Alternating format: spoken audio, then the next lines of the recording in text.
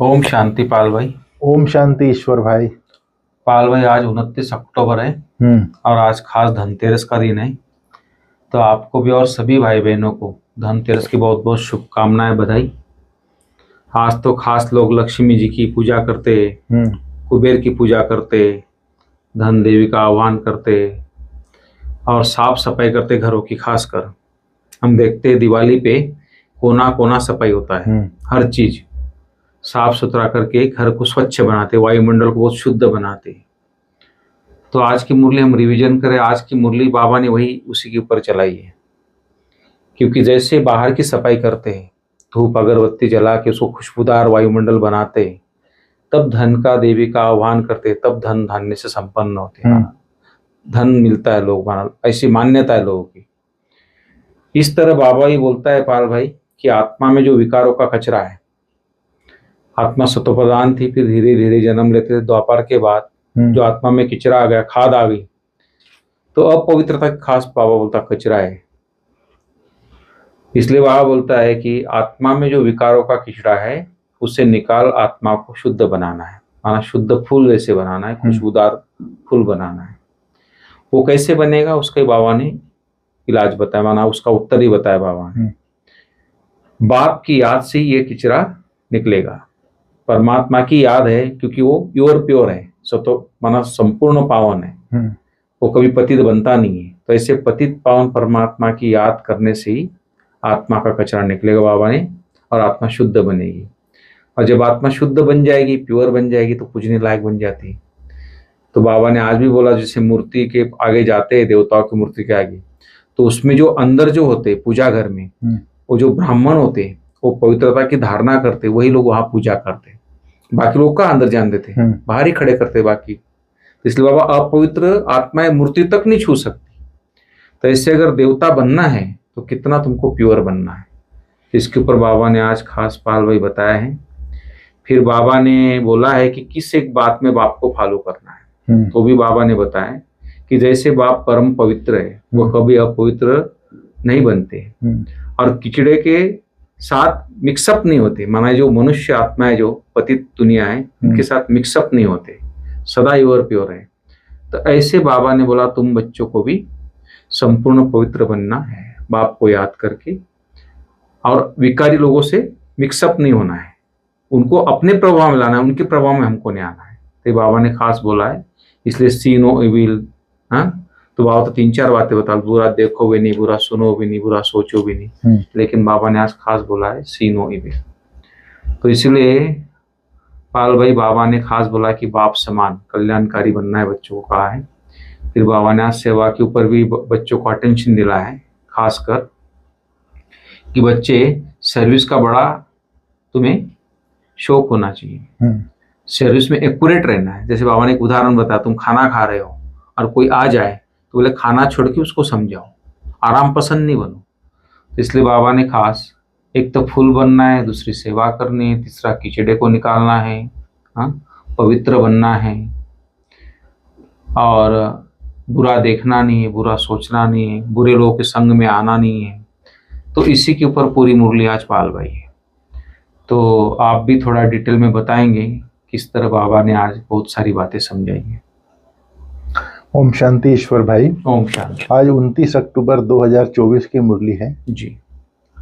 बाबा ने आज कहा खास किचड़ा निकालने के लिए बोला है, बाप की याद से सारा किचड़ा निकलेगा। आत्मा में जो विकारों का किचड़ा भरा पड़ा है उसको निकालो तो शुद्ध फूल बनेंगे, खुशबूदार फूल बन जाएंगे। और बाप के जितना जितना याद करेंगे, मन मनाभाव की स्थिति में रहेंगे, उतना सारा कचरा निकलता जाएगा। फिर बाबा ने कहा एक तो किस चीज का कचरा है, सबसे पहला कचरा है देह अभिमान का किचड़ा है जी। फिर काम क्रोध का किचड़ा है, किचड़ा निकालने के लिए छाना जाता है, छानने से रंग ही बदल जाता है। शहद का उदाहरण दिया बाबा ने। फिर बाबा ने आज मधु का उदाहरण दिया है। मधु को जब शहद निकालते हैं तो उनको छानते हैं तो कितनी मैल निकलती है, फिर मधु शुद्ध अलग हो जाती है। तो बाबा ने कहा आत्मा भी मैली हो जाती है, आत्मा ही कंचन थी, बिल्कुल पवित्र थी, जी। तो बाबा ने कहा अभी बाप की याद में रहने से ही किचड़ा निकलता है। बाप समझाते हैं देहाभिमान होने के कारण विकारों का कितना किचड़ा है, क्रोध का किचड़ा भी कोई कम नहीं है। क्रोधी तो अंदर में जैसे जलता रहता है, कोई न कोई बात पर दिल जलती रहती है। तुमको तो अब सब खामियां निकाल बिल्कुल पवित्र बनना है। यह लक्ष्मी नारायण कितने पवित्र थे, बाबा ने कहा जी। तो बाबा ने कहा आज पवित्र बनने वाले बच्चों को किस बात में बाप को फॉलो करना है। जैसे बाप परम पवित्र है, वह कभी अपवित्र किचड़े वालों के साथ मिक्सअप नहीं होता, बहुत सेक्रेड पवित्र है। ऐसे आप पवित्र बनने वाले बच्चे बाप को फॉलो करो। सी नो इविल, बुरा देखो ही नहीं, बाबा कहता है।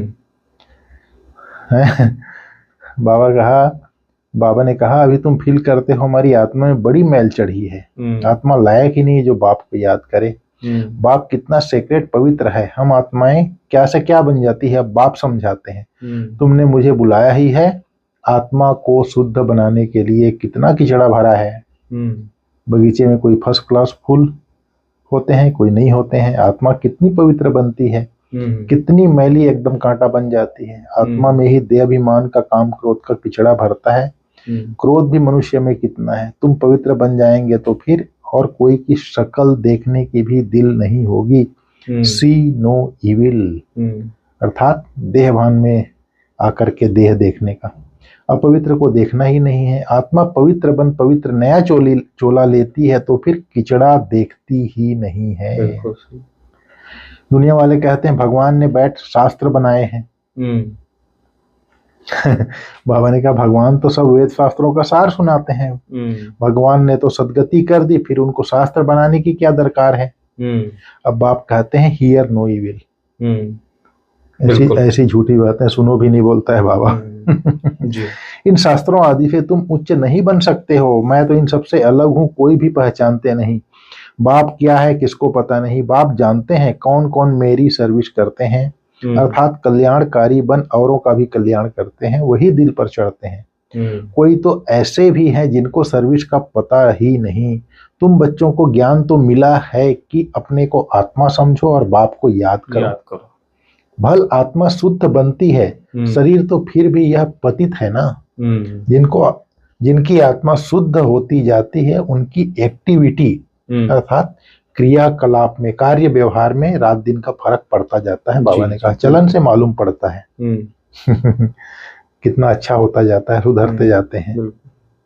अभी तुम फर्क देख सकते हो, तुम क्या थे क्या बनना है। इसलिए तो श्रीमत पर चलना चाहिए, बाबा बोलता है। फिर बाबा ने कहा बाप भी देखते हैं इनकी आत्मा कितना याद की यात्रा में रहती है, कितना पवित्र बनी है। फिर औरों को आप समान बनाते हैं, ज्ञान सुनाते हैं। मूल बात है ही मन मना भाव। बाप कहते हैं मुझे याद करो तो पवित्र फूल बनो। यह लक्ष्मी नारायण कितने पवित्र फूल थे, इनसे भी शिव बाबा बहुत सेक्रेट है। लक्ष्मी नारायण से भी शिव बाबा सेक्रेट है, अर्थात पवित्र है।